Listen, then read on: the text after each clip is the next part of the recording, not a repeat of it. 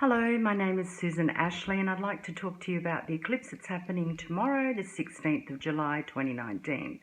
Before I do, I'd really appreciate it if you could like and subscribe to my YouTube channel.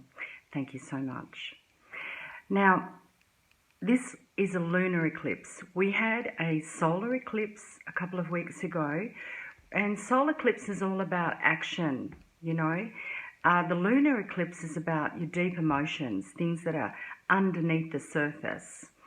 So, of course, it's all about water. So we're seeing a lot more rain and flooding and things like that. But for you personally, it's all about your deep emotions.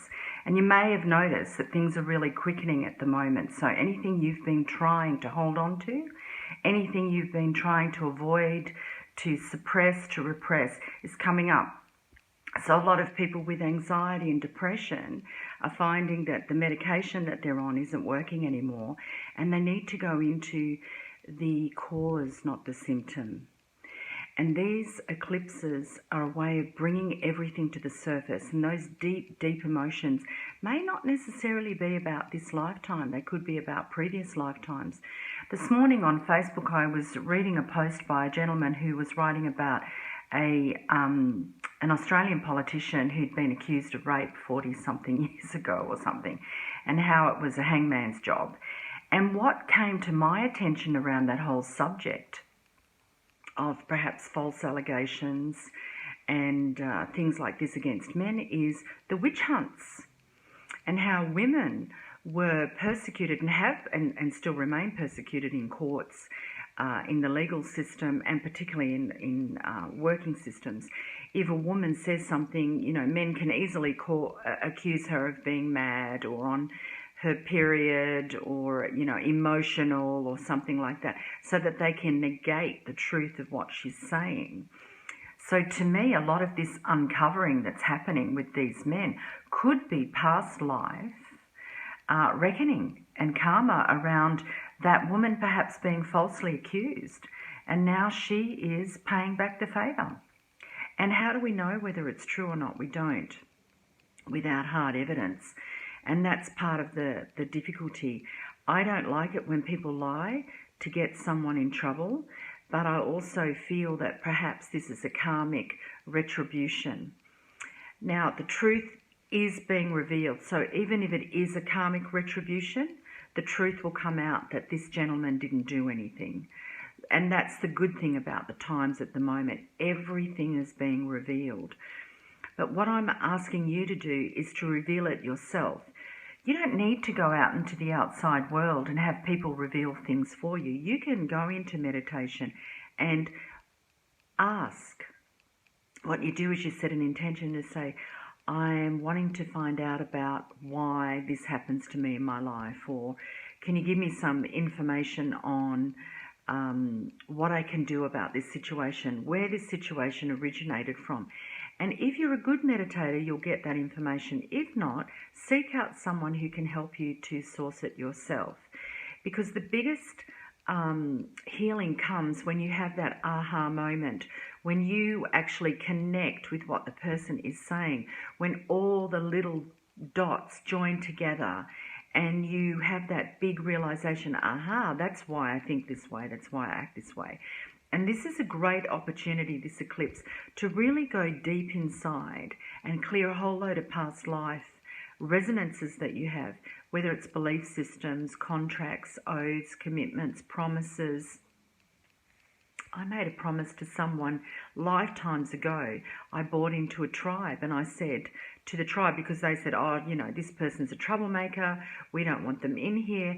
And I promised that I would not allow that person to get into trouble or cause any problems. And I found myself in this life being friends with someone, very close friends with someone, and I was always putting out their fires. I was always you know, speaking to them from the perspective of love and being kind and forgiving others instead of going into hatred and anger. And it was horrendous, because I would get phone calls from this person every day, like screaming at me about how the world is and how they hated the world and they just wanted to leave the planet. And I was constantly trying to bring them back into life. And it wasn't until I was able to go into, at one point, a really deep meditation and see the commitment and the promise that I had made, not only to that person, but also to the community around me. And when I broke that, the whole friendship just broke up with a bang. It was quite, I didn't do anything. It just, that other person just decided they didn't want to be friends with me and were quite cruel towards me, which was kind of interesting given all I had done. But it's fascinating to me how a contract, you know, when you're in a friendship or you're in a relationship and you don't understand why you're there, why you're still working there, why you're still helping this person, and you know it's at the detriment of yourself, I would say have a look and see what promise you made to that person in a past life and see the ties. And now's the perfect time to do that, because these contracts and promises that we make to people can be very, very emotional. So go in, have a look. If you struggle with that, seek out some help around it. You know, you can always contact me or someone around you that's willing to support you and help you and guide you into that deep state, that deep theta state where you can get that information. You know, sometimes you just need someone else to hold the energy for you while you go in. So it's not a matter of someone going in and getting it for you. It's a matter of someone going in and sourcing it and perhaps communicating to you and you putting the pieces together and you seeing how that has affected your life and you being ready to let it go.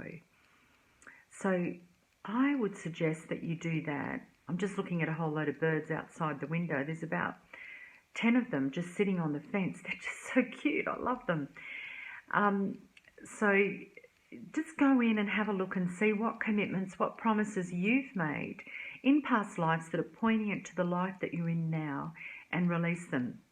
And use the energy of the eclipse to support you in that, because it's a very powerful emotional energy, a lunar eclipse, okay? And it's in Sagittarius, which is fire, which means purification. And Sagittarians are quite genius people, you know. Anyone who knows a Sagittarian knows that they're full on. They get out there and they action everything that they talk about. They're not lazy people at all. So that energy gives you the strength, the power, the frequency to get in there, do the work, and then get back out again. And you'll notice that at the moment things are moving really, really fast and you're getting results really quickly. I'm noticing with the healings that I'm doing, like people are just bounding through situations, you know, and they're telling me that I'm noticing that things are moving so quickly that instead of working on 1 or 2 things in a session, I'm working on, you know, 3, 4, 5 things. And people are okay with that. They're able to navigate that sort of speed at the moment, which is fantastic. So we don't have to spend years healing stuff. We don't have to spend another minute carrying stuff. We can do it now in an instant. So I ask you to look at the emotional resonance that you have in your life that isn't suiting you right now. And know this for sure. We are all placed in a matrix that is not of our making. And it's time to take our power back and create the life that we want. Have a fabulous day and continue creating. Bye.